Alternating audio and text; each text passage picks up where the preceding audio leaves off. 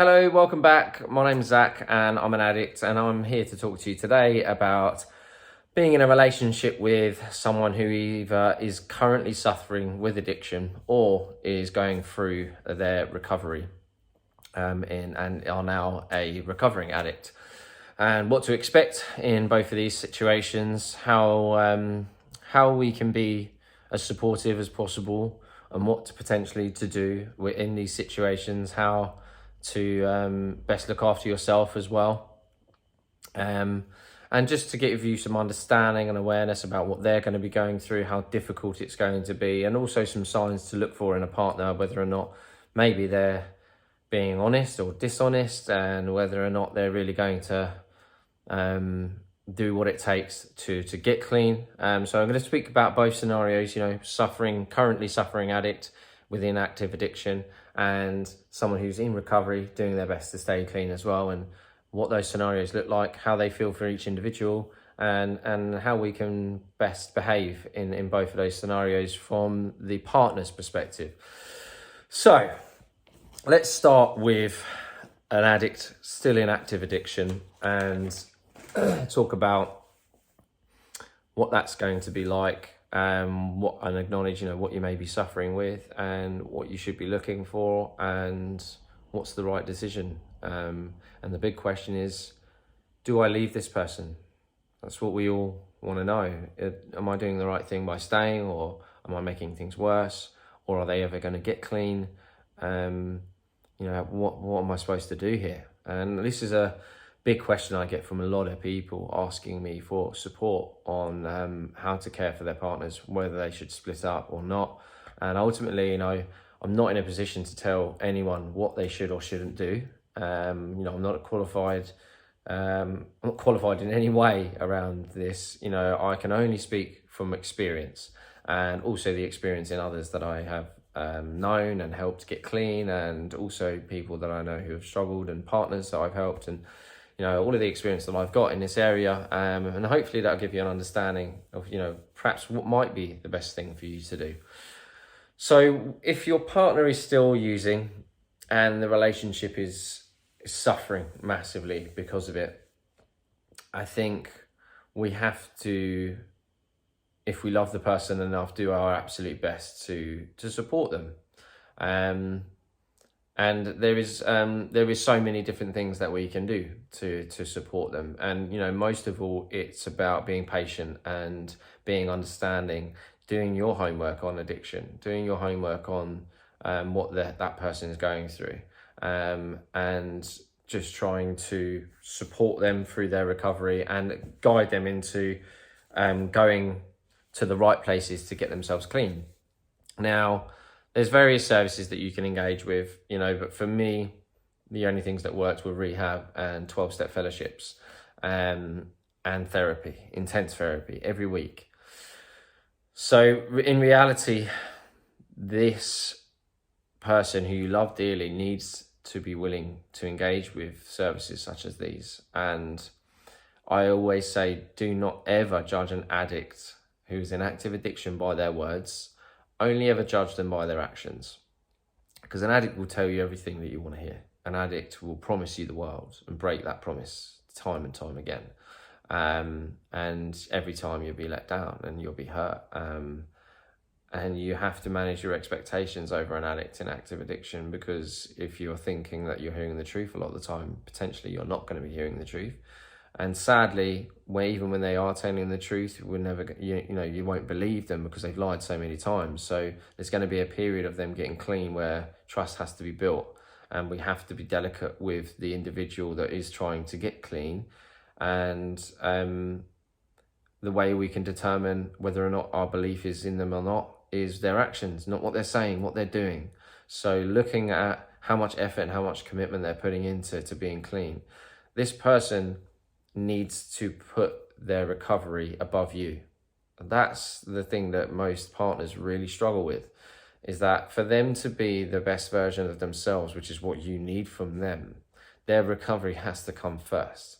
That means you've got to make sacrifices too, which seems really unfair because you've already sacrificed and lost so much. But if you really love this person and you want to stick by them, this is something you're going to have to accept and something you're going to have to support them with, and allow them to be more selfish in a positive way. They've been very selfish in a hurtful and neglectful way, but this kind of selfishness that they need to uptake is a necessity, because if they do this, they can then, when they do have the time for the relationship, they'll be the best version of themselves too. So yes, you may have less time with them and you won't be able to have all the things that you want straight away and the amount of time that you want straight away, but that stuff will be maybe a year down the road. But in between that time, you know, you're going to have to put your needs in the relationship down a little bit, because their focus has to be recovery, recovery, recovery. And then outside of that recovery, that time's yours, you know, and that's where you can plan and do things. But what we shouldn't be doing is trying to compromise their recovery plan in order to spend time with you, doing weekends away and this trip and that trip, etc., etc.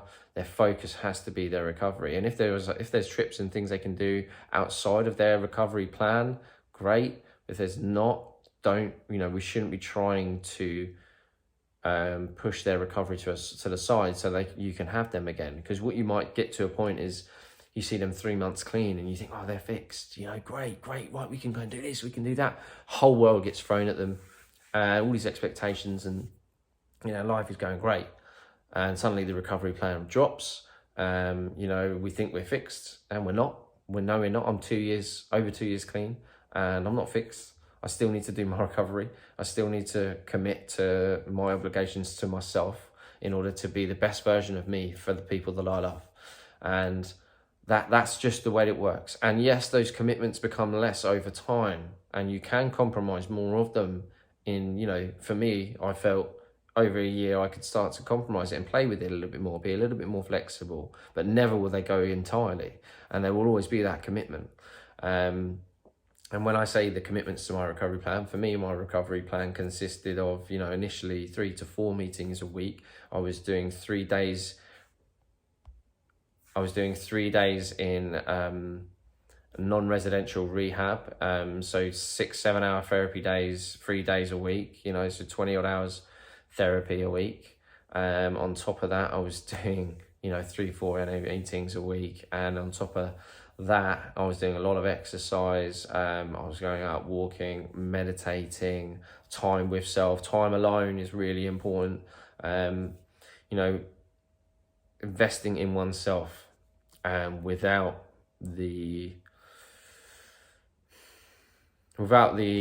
having to consider what it may feel like for other people to remove that time. We need to be given that freedom. You know, we need to be able to just focus on ourselves and know that the person who loves us isn't going to give us a hard time about how much time we need for ourselves.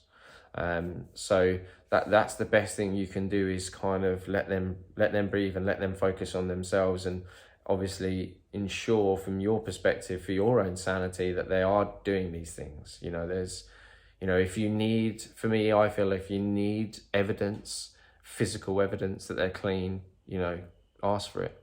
If you feel, and I'm talking in the way of drug tests and things like that, because we've broken lots of trust, we've lied, cheated, done so many things wrong. You are very much within your right to say, listen, I love you, but I really need to build trust with you, and to build trust, I'm going to need some proof. And that's okay for me. That's my opinion. I feel absolutely 100% you're entitled to that. So these are the, you know, things that I would be looking at, their actions. You know, how committed are they to their program? How committed are they to going to get clean? You know, so if you're looking at, this is sort of the transitioning period from, you know, living with an addict to someone who's going to be going to get clean. And this is you determining your actions. You know, you're determining your actions by their behavior, because if they're not willing to do any of this stuff, and you've tried your hardest and you've done your utmost and you've given it all the time and care and the consideration in the world to help this person, and they are still not interested, or they're not capable at this point in their lives of giving that commitment to their recovery, then I think you have to really consider whether or not you being there is helping them at all, because nothing's changing and they're not suffering any consequences to their behavior, for their actions, no consequences for their actions. And this, for an addict, is a green light to do whatever the fuck they want. And they will continue doing whatever the fuck they want, because it's not them anymore. It's their disease. You're in a relationship with their disease. You're not in a relationship with them anymore, And if they really do want to get clean, they will be doing all of these things. They will be willing and they will be committed, and it will be obvious with their actions, not their words. So that's why I always repeated that many times in this. We have to look at the behavior and the actions, not the words they're saying, because we'll never get a true understanding of where they're at unless we're looking and we're seeing what they're doing. So I think that for me is, the idea of knowing whether or not an addict is willing to do what it takes, and whether or not you should be considering an exit from the relationship. Because for me, what I feel, if somebody is going to stay in a relationship where the person is not willing to do all these things, it's going to be nothing but pain. It's going to be nothing but sadness and misery and loneliness. And you are going to feel broken and exhausted and really upset and not loved. And that's not fair. And the person who is tolerating all that deserves more. And this is the sad thing, is that no one, from my understanding, chooses to be that way. And if we're holding on to this person, it's because we know deep down there is an amazing, lovely person that you fell in love with, and it's under this, and you see glimpses of that person every now and again, and it gives you glimmers of hope. And it's heartbreaking when they let you down every single time. And because you see those glimmers of hope, you think that there's light at the end of the tunnel. But if the disease still has them, it's not going to let go. And if it's not going to let go and they're not willing to fight and do all of the work, then I feel it's a point where there comes a point where staying in a relationship is doing nothing but bad. All it is doing is enabling them, because, as I said before, you're giving them their green light to do whatever the fuck they want, and you're not going to leave. You're not going to leave, so why would they stop? No consequences to our actions. Sadly, every addict I've ever met only learns when they have suffered. And if they don't suffer, they don't learn, and they don't make change, because they are getting away with it with no repercussions, and they will keep going around. They may even quit for months at a time, and then they go back and they break everyone's hearts again, because they know no matter what, this person's not going to leave. And if you really love this person, the hardest thing to do is actually walk away. And by knowing it's the hardest thing to do, we know it's also the best thing to do. And so when it gets to that point, the only thing left to do is to walk away, because that consequence to their action may be the thing that wakes them up. And that loss, that realization that, fuck, I've lost her, or I've lost him. And I love this person more than anything in the world. I need to sort this out. I can't lose this person. That may be enough, but be prepared for the fact that it also may not be. And if it isn't, then you did the right thing anyway. Either way, you've made the right choice. Either it's enough for them to change and move forward and be the person that they can be, and they will be, and they will get clean, and they will do all of the right things because they don't want to lose you, or they won't. And that means you should have been away from this person anyway, because they're never going to get clean. Or they're not in any time, and they're not anytime soon, and you're gonna make no difference. If leaving them has not made enough difference, then nothing else will. And if nothing else will, how can you justify being in a relationship with this person that causes you nothing but pain and despair? And these are dark times. This is a real sad situation for anyone to be in. But sadly, this disease is extremely powerful. And it's so misunderstood how really difficult it is. Don't look down on this person for where they've got to and what they've become, because that person that you love is still in there. They're just really broken, and they don't want this. They don't want to hurt you. They don't want this life. No addict chooses to be an addict. It's a horrible disease, but that doesn't change the fact that you need to look out for you, and you have done enough. So with that in mind, you have to make the right decision for you and move forward with your life, because you can't do this forever, and you'll end up being worse by being there, because your behavior and attitude towards them will change. You'll be so upset and hurt by them, you'll treat them differently and poorly and push them into using more because you're so upset, and they'll use that. They'll use that because they know that they can create an argument and go and get on it off the back of it as an excuse.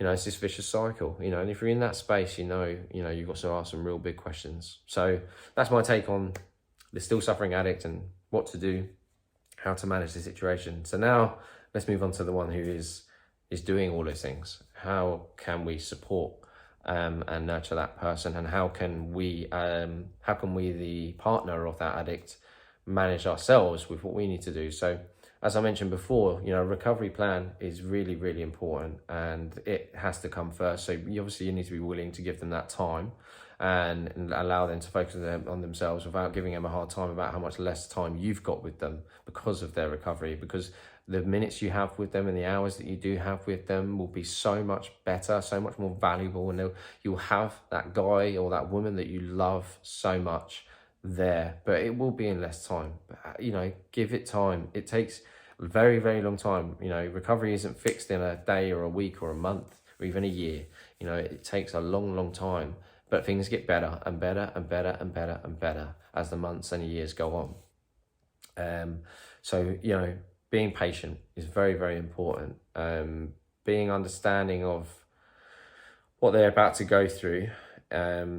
Be aware they're going to be in pain a lot. There's going to be a lot of emotion, a lot of suffering, a lot of guilt and a lot of shame, a lot of regret, and all of these feelings hit you at once. And when it does, it's like pain it's physical pain. It's emotional pain, but it's physically painful, and you are suffering with anxiety and depression, and you have to work through all of these things. And so there may be mood swings, there may be up and down, and this is just something that they have to go through, but it's all temporary. You have to know it's temporary, and there is light at the end of the tunnel. It will get better as long as they're doing all the work, and they're doing therapy, they're doing their 12 steps, and they're doing whatever recovery plan they've built for themselves. As long as they're committed, it is all temporary. And I'm talking weeks and months, until it's through the worst of it. And then there will be times in months as well where these feelings creep back, and there's a difficult period of the process they're going through that they've got to work through some perhaps trauma, or they've got to work back through things that they've done, and all the mistakes they've made and their addiction and all their things they've lost. There's a lot to process. And essentially, when you're using drugs for many, many years, you've prevented yourself and stopped yourself feeling anything legitimately anymore. And when you do that, you basically suppress every true emotion that you have and any true thought and feeling that you have, because it's all conflicted and confused with the drugs and the chemical imbalance that provides. But it shuts it all down because we can't deal with pain, but it doesn't go anywhere. It does push it down, but it stays there. And then when you get clean, eventually it will surface, and the surfacing of that emotional vault of pain that we've got is very, very painful and very, very overbearing, overwhelming. And we'll just need support through that period. We just need love and understanding and patience. And I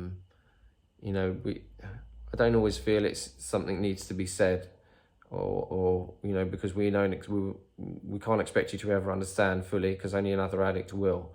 But we just need to be loved, just need to be supported and reassured, and affection for some people, for me, was really important.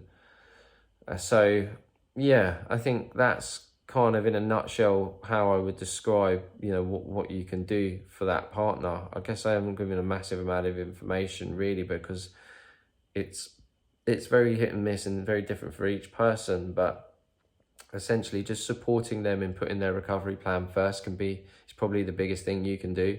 and not making them feel bad about having to sacrifice parts of the relationship in order for them to be committed to their recovery. But I promise you, in doing that, you will get the best version of them. And the most important thing is it will be consistent. You know, you won't get the best version of them for 3 months and then suddenly they relapse again, it all goes to shit.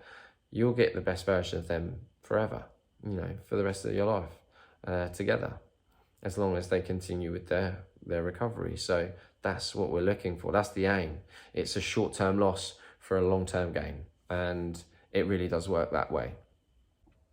There is one thing, sorry, that I did forget to add with regards to what you need to do for yourself as being the partner of the addict. Now, you are also massively suffering with your partner's addiction. You will have been through all kinds of trauma and pain because of the addiction and the behaviors it comes with and the heartbreak that it comes with. And, you know, there's huge amounts of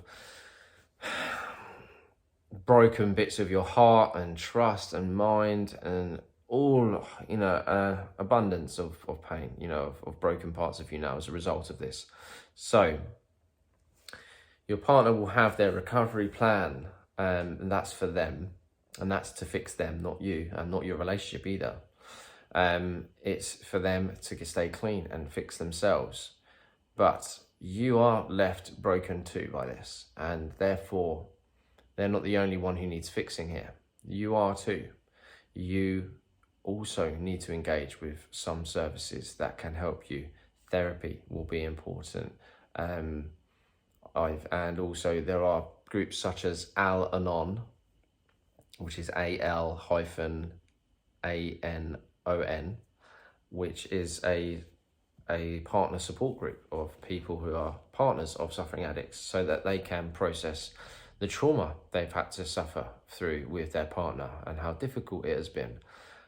So as much as they need a recovery plan, you kind of also need to build your own recovery plan. It won't be as intense as theirs, absolutely not, but you also have to work on yourself so that you don't let the damage of this relationship and the addiction and how it's affected you then affect the relationship moving forward. You've got to find a place to take your stuff, because they're not going to be in a position to answer all of your questions. They're not going to be in a position to explain everything they've done and give you all the things that you need at that time. You need to go somewhere else to give them the space to get what they need to do for themselves done. You need to find another place to put all of that, because you're probably going to want a lot of answers from them. You're going to want a lot of explanations. You're going to want to know why the fuck they did what they did. And trying to get this out of them in the short term is going to be a really difficult thing. So you need somewhere else to go and put all those questions, all this frustration, this anger, and a lot of hate perhaps, even though you love them. You know, there's a lot of hate, a lot of disappointment, a lot of, you know, a lot of bad thoughts and feelings towards this person. So it's very, very important that you go and do a lot of work on yourself too, and look after yourself and fix yourself and put yourself back together. And that's on you. That's not on them to do, because they've got enough going on. So I know the balance here seems really unfair. You feel like they owe you, you know, they owe you this, they owe you all of this stuff. You know, you've hurt me for years. But this is the reality of the situation. If you want to stay in a relationship, it's going to make things harder for the addict still in recovery, in early recovery, if you're still portraying and expressing how hurt you are by the things they've done. As it's a constant reminder, and that's a gateway into them going back to using. So you need to find a constructive and supportive and helpful way in which you can go and understand all of these things and put these feelings and thoughts and things that you want to say into a different place in the short term, so that by the time, you know, that you're both in a place to communicate these things properly and in a calmer, less destructive way, less emotionally compromised way, you know, by the time you've got to that place, you know, you'll have everything that you really need to know, and all the things that you perhaps didn't need to know can be let go by that point. and there will be a time and a place for, you know, that person answering for the things they've done. But in the early days, it's really about you going to get support and help in overcoming the aftermath of what's happened to you, and the consequences of the relationship that have, and how they've impacted you. So yeah, that was the final thing that I wanted to add. So that's my 20 minutes on relationships with an addict, or you know, relationships in addiction, and I hope it has been helpful. It's near enough all that I know regarding the subject. There may be more questions. If you do have those questions, then drop me an Insta message. I hope that this has been a useful video for you all, and yeah, I look forward to seeing you all again soon. Please subscribe to my channel. I really want to make a big difference with this stuff, and create more and more awareness, and help as many people as I can. So if you can subscribe and share with whoever, that would be great. Thank you so much, and yeah, look forward to seeing you all next week.